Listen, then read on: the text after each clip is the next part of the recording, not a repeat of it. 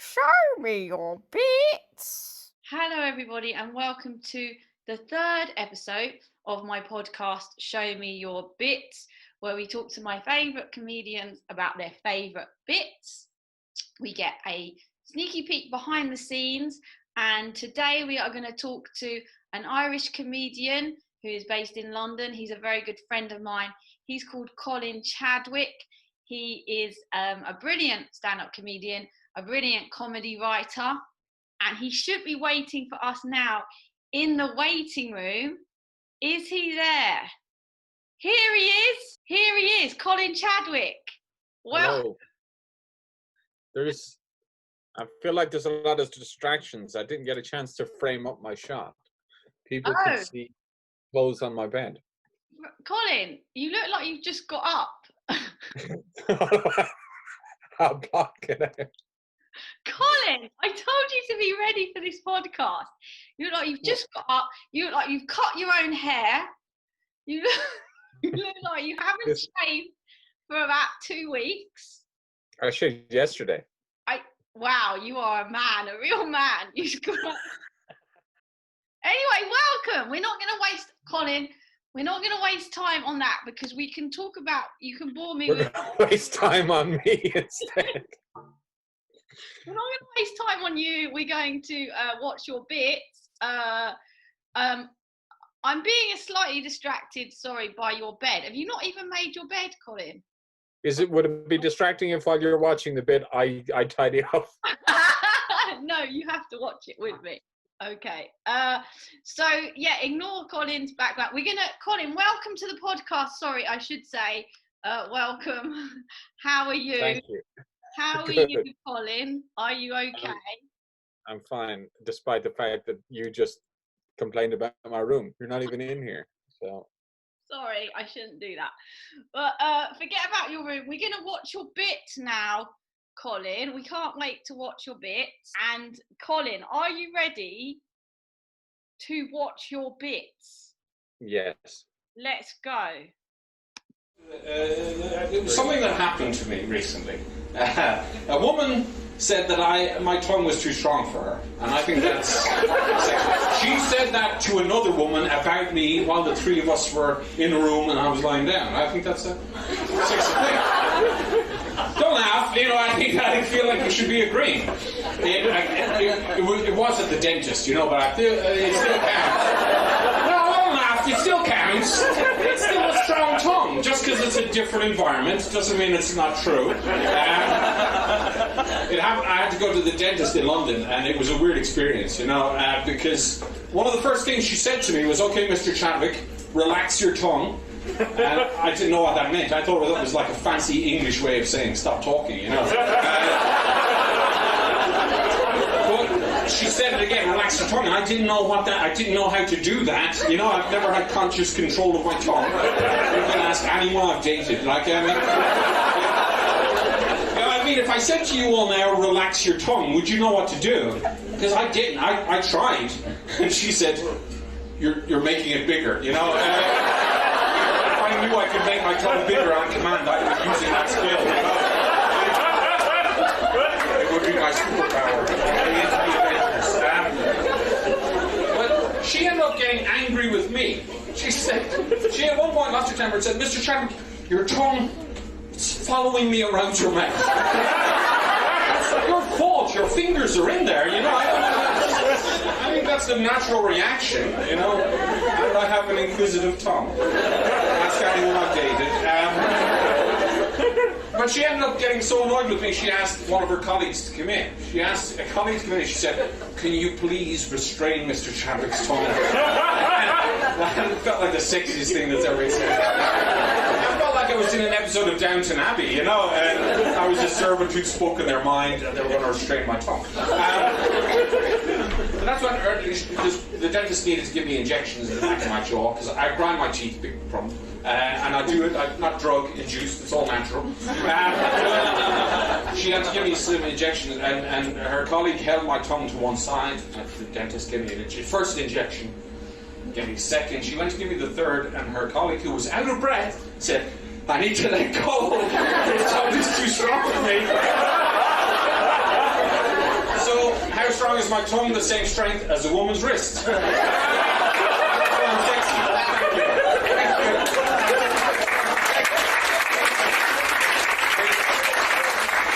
It's important that you know that. Well, very good, Colin. Very good.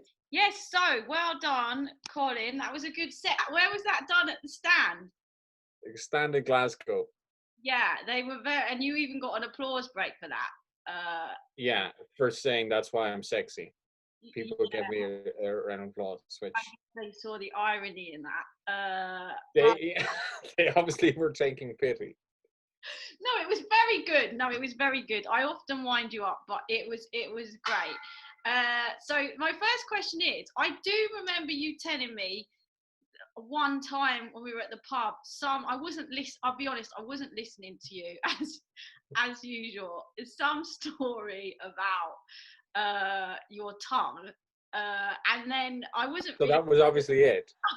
Well, I don't have any stories about my tongue. Do you think I have? But obviously it wasn't like that. So it must have been directly after. So was this based on a true experience? This. Yeah, it's. What's true. It was an ad lib line in that bit when I say I grind my teeth all naturally, not drug. That was an ad lib. That was the first time I did that line, which I'll do if the bit is going well. If it's not going that well, then I won't use that line. But I grind my teeth all the time. I've got a gum shield beside my bed over here. I have to wear a gum shield, and I'm on to my 4th gum shield. I've got 2 used ones that I've bitten through, and the original one. So since 2014, since the World Cup in 2014, that was the first time I noticeably started grinding my teeth. I don't know why, but I've had to go to the dentist lots in Ireland. So that's the one thing that's different. It's my dentist in Ireland said that she said I had a very strong tongue and had to ask her colleague to come in and restrain it. So she actually used that word. Can you restrain Mr. Chadwick's tongue? Yeah.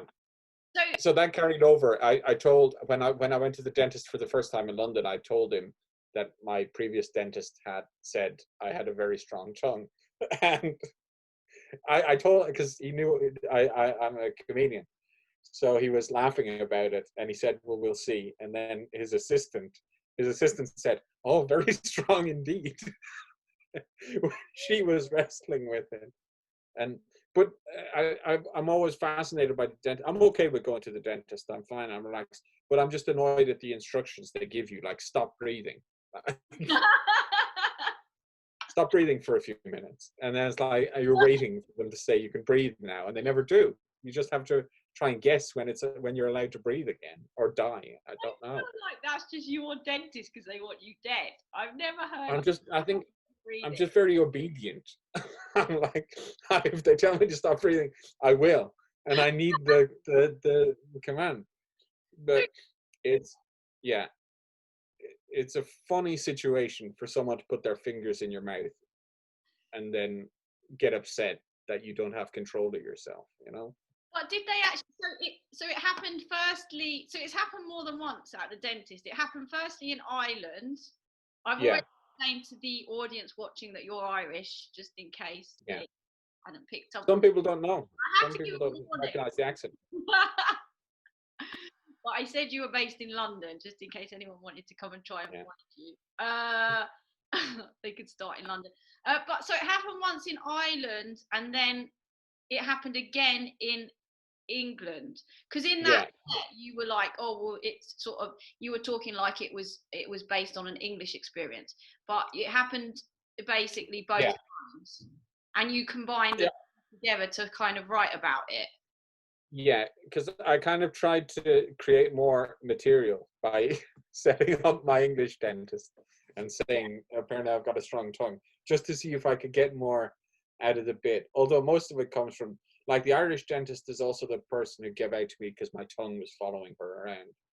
Because at one point, she put my head back almost like I was a crocodile or something, numbed it, and she tried to use her thumb. She put her thumb onto my tongue and tried to pin it down and hold my mouth open at the same time. And it kept on escaping from under her. And it like started licking her thumb and it's but so she had lots of trouble. So, okay, so I'll be honest with you, I thought that you had exaggerated this whole thing for the bit, but it does sound like it actually happened. I And think it's just weird because I don't know anyone else who's had these sort of experiences at the dentist. I think I get myself into weird situations, and sometimes I think it's because I'm cheap and I don't want to pay that much for dentistry. But this is a normal dentist. At least I was paying a lot, like average for dentist prices. But like with hairdressers, I go to similar things happen. Like, you get yourself into these weird situations the whole time. Like, I think, yeah, are you sure you don't just interpret it with a comic perspective? I don't think I interpret it with in a comic way. I think I interpret it in a paranoid way, which I think I just assume the worst. Yeah. Which maybe the paranoia is, but there's the problem is I choose stuff being cheap, but so I get myself into these things out of cheapness, and then it's paranoia. It's me assuming the worst and But preparing myself for what I'm going to do. If so, all it takes is from one paranoid thought, and I start to escalate that and decide what I'll do in response to all these things that might happen. yeah, because you None of them ever do. you are quite paranoid. But it works well for the comedy, I suppose. It works well for the comedy. But so with the bit about the dentist, when did you write that? When was that written? It was only about a year or two ago, maybe 2 years ago, because it was half. I tried it in a few different places, and it worked well, and then not at all. And it worked sometimes, then just not at all completely. And I think when I figured it out properly, it was in the Museum of Comedy, one of their Monday nights. Oh yeah. And I set it up as it was a 5-minute set. So I told them I was going to tell them I'm going to give them reasons why I'm sexy. And this was one of the main reasons. And I think, as someone said to me that night, that framing it as this is in that way makes it funnier. And also, I think listing reasons you're sexy is the dumbest thing you can do. So I think that makes it funnier. It's like anything that goes against the comedy rule of show don't tell. Yeah. So I think it's funny to break that, not necessarily in comedy terms, but in other things. Like, I like to tell people how cool I am or why I'm cool, rather than it being obvious. And the same with sexy, the same with being strong, how strong I am. Because it's so much funnier. And it's the same with any sport. I like to talk a big game and then not deliver, because that's so much funnier than like someone like Cristiano Ronaldo or someone like a confident sportsman who delivers. There's nothing funny about that.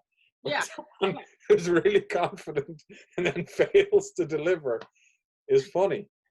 But what I mean, but what was when did you decide to, like, when did you get the idea to write it? Like, was it when you were like lying in the chair and they were talking about your tongue, or was it like after the injection? Or was it like It was like lots of my stuff. It was me telling people the story, and like you did to me.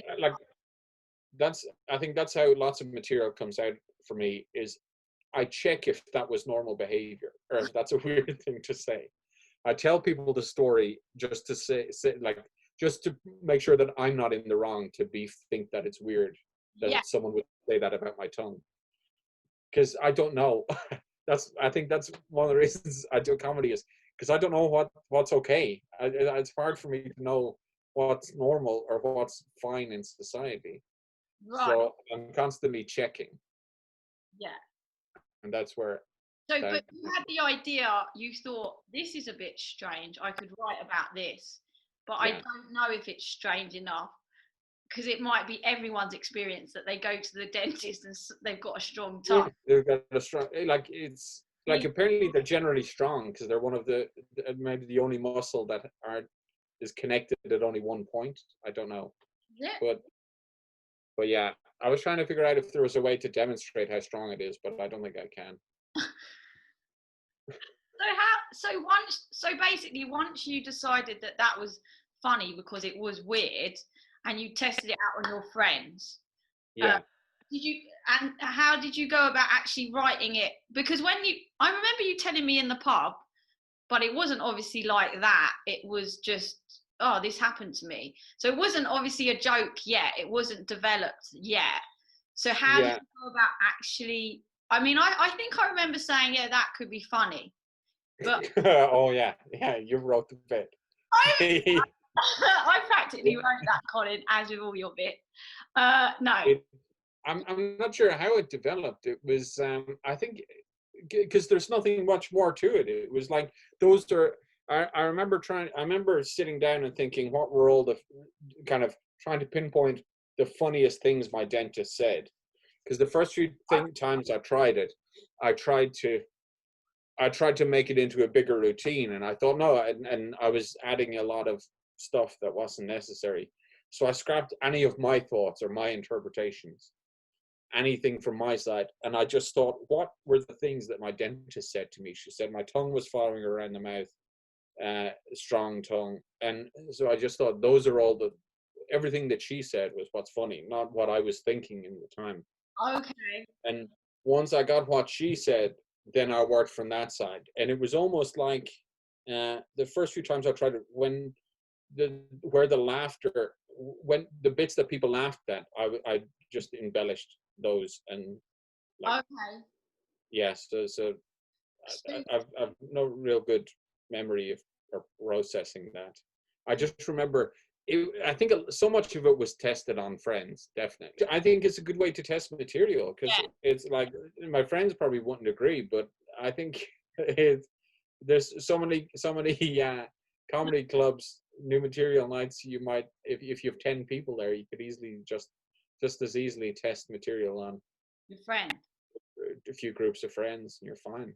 But with that one, like the way that you're talking about, because like I don't know what your writing style is exactly. I know you like talk to friends about having ideas about this and that, but I don't know what your writing style is exactly. But it sounds on that one that you just went to the dentist, had the ideas, and you didn't write anything down, but you just then went No, I didn't plot that out and write it out.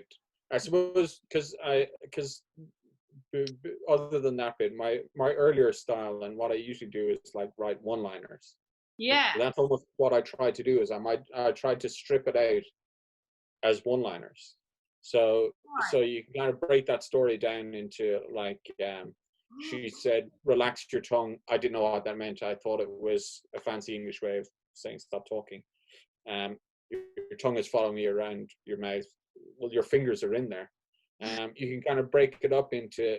That's what I did, because when I tried to tell a story about real life, I get too caught up in the details, and I have to kind of write down the story and then pull out the funnier bits, and just try turn a story into a series of set up punchlines. Because yeah, that's what I was going to speak to you about, because we'll go back a bit to like your how it evolved and all of that, but this bit that you sent is not, from me knowing you for a few years, is different from your normal writing style, because as Yeah, you just said, your normal writing style is like one liners, which are really good. So this you so you usually got one liners, but this was very different to your normal style. Is yeah, that something, why have you chosen this style now? Are you going into this style more like storytelling? Was that just like a yeah, one-off thing, or have you decided you yeah. don't like your one-liners anymore and you want to do more It like storytelling? One-liners are too much work. Really? How come? We, I thought they were. I think lots of comedians are more one-liner heavy when they start out, and I think they develop out of it at different levels. Like, because I started out trying to be funny on Twitter. Okay. So back like 10 years ago, when Twitter had 160 characters, and you had to try and cram a a a line into that, and that's where I kind of trained to make the most of a sentence. Because in the same way that I still think you can tell a really funny story in a single line, in a one-liner. which is the best kind of ones that conjure up an image. So like a really, because Emo Phillips is a comedian who I really like, who I remember when I first started. And one of his favorite jokes of mine is he talks about how he got into trouble when he forgot to open the door for a woman one night. He said he just opened his door and swam to the surface. Which it's like, which is a one-liner, but it tells a story. It's like it creates a really kind of funny, terrifying bad image, but there's a lot in there. It's not just there's a lot within the one-liner. Okay. So he's so it kind of draws a picture, it paints a picture. So I think that those were my favorite kind of one-liners. Is ones that are kind of create a funny image, like a cartoon image or something like that. So that's what I started doing, and it's fun to do those, but it you get through so many so quickly. It's like it requires a lot more writing and a lot more time, especially to be individual and to kind of to do something original. It can be very easy to cover not necessarily the same jokes, but it's very easy to cover the same topic and hit on the same ideas. And it's like how lots of puns can run on the same territory, and often people can fall into a rhythm, and you'll have audiences guessing or kind of think they know. And sometimes those are the best jokes, is when you have the audience who think they know what you're going to say, and you give them a different punchline. It's and you pull the rug. But the problem I find with it is over longer sets, longer periods. It's like 5 minutes of that is fine, 10 minutes is fine. But if you're doing 20 minutes or doing an Edinburgh show, it's relentless. Like it's too much for the audience. Because if you even look at someone who does one-liners like Jimmy Carr, some of his longer specials, he breaks it up. He'll move to different formats of one-liners, you know, or he'll even just physically move to different sets on the stage.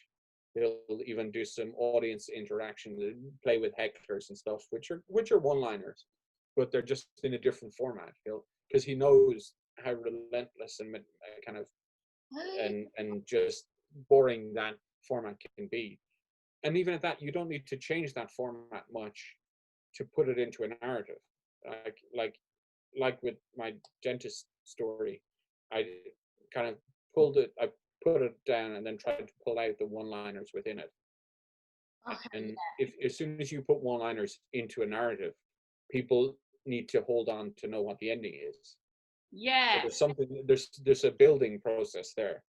So which they're aware of as well. So they need to know there's a story being told, and then it makes it easier for them to listen and to kind of, because if I myself, if you're just getting bombarded with one-liners, you start to drift in and out, and you'll miss some, you'll miss others. Whereas you won't do that if you know there's a story being told and you're interested in some of the details. Oh, that's really interesting. So do you think that you've like evolved naturally to that, or did you go, okay, that's it with the one-liners, I'm going to try and change this into a story, but I'm going to use the device of one-liners? Because that's actually a good tip, to sort of use the device of one-liners to keep the laughs consistent within a story. But did you consciously do that, or was that something that just naturally? I think it's a combination of a few things. I think it was like doing hour-long shows in Edinburgh. You kind of realize it's much easier when you've got a good narrative arc, because you know where you're going. It makes it easier to set up everything like callbacks and stuff like that. But also, I think that when I do have one joke, it springs off. Like I like to add. I think most jokes you can milk more out of. It's like tags and stuff like that. I'm trying to think of some of my jokes that I have several tags on. And I can't think of any at the moment because I've not gigged in 3 months. But just adding tags is much easier, and even we don't know what tags are. Not for me, because obviously I know. Yeah. Tags toppers are. Explain what you mean by that. It's basically just another joke that is Yeah, it's a Well, you see, I think tags. I think like it's an extra joke. It's almost like for every setup, you can have more than one punchline.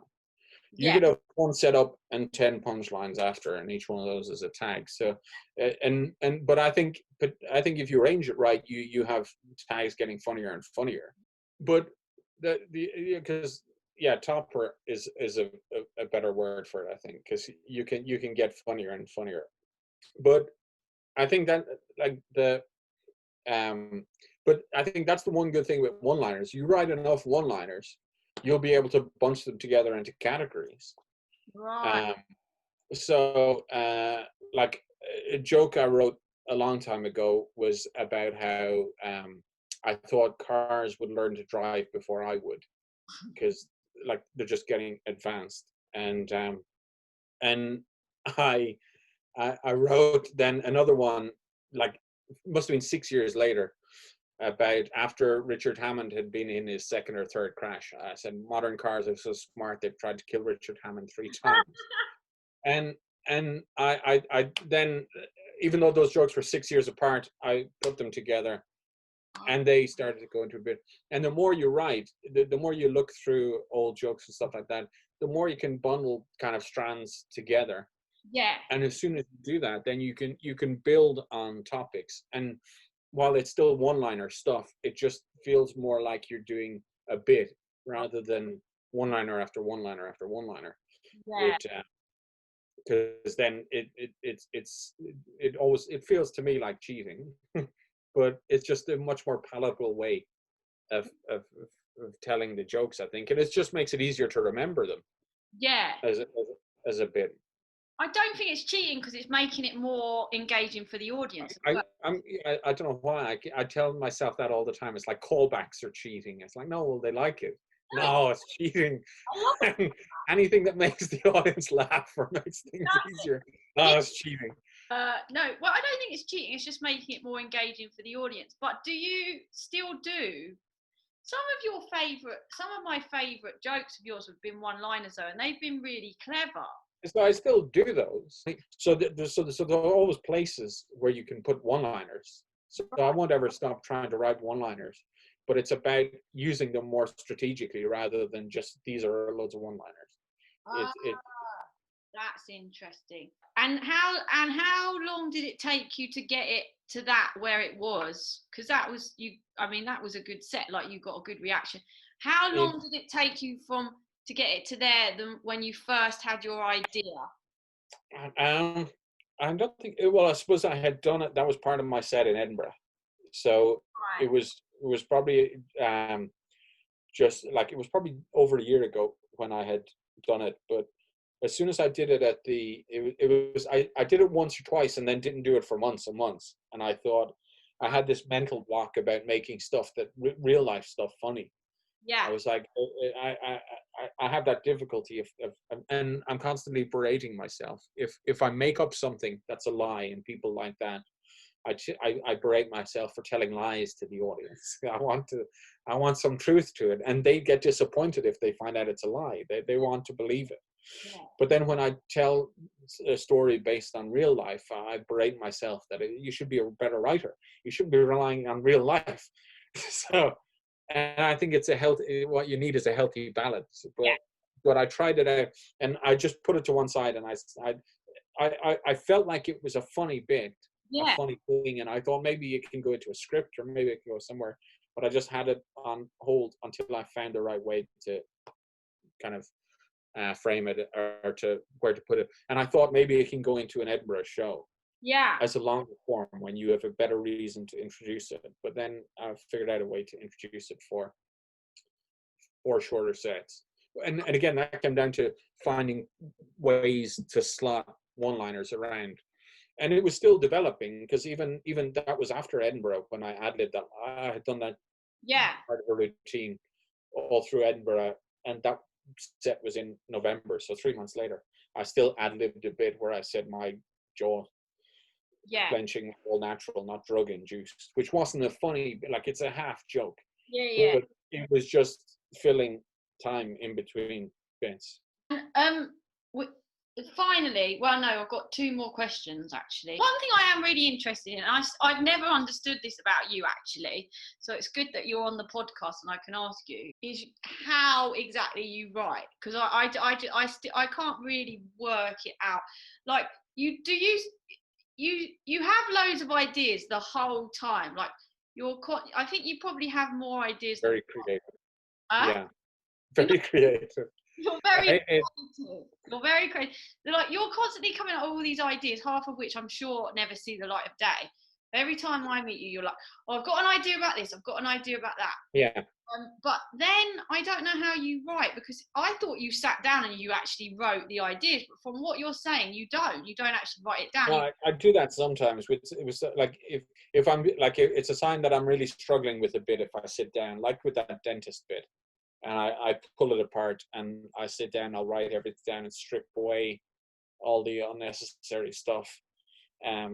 But I think a lot of my writing is slow or patient, or at least just hope or assuming that I'll find somewhere for it.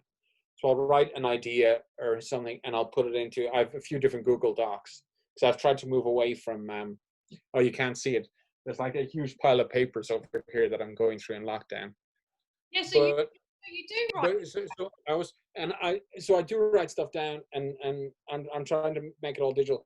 But it's just being patient and thinking that I'll find a space will present itself for that piece of writing to go, whether that's in a dialogue, in a sketch, or in a script, or whether that's something I'll turn into stand-up.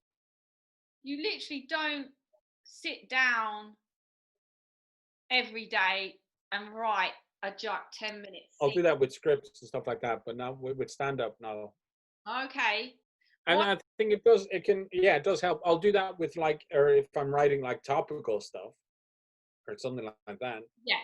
But most of the stuff that I like writing the most, and I think the reason I write jokes, the reason lots of comedians write jokes is the basis of the questions is there something wrong with me, or what's wrong with me, or what's wrong with society? Those are the two standpoints. It's like, what's wrong with me that I don't like this, or I don't, or what's wrong with society that this is okay, that you can tell someone their tongue is strong. And it's like, so those are the start points. It's like, who's the problem? It's like, if you don't understand something or don't connect with it, who's the problem? Is it everyone else, or is it me that this doesn't work for me? And I just find I do a lot, if I'm walking around, I do a lot more interacting with the world than I would. And well, it sounds like, for example, with the bit that we saw, the dentist bit, it sounds like the way that evolved was just literally you going to the dentist a few times, thinking it was funny, it could be funny, asking your friend, like discussing it with your friends, and then going on stage and trying it. Then priming my dentist and trying it. Then telling another dentist here. So I brought to try and see if there was more material in it.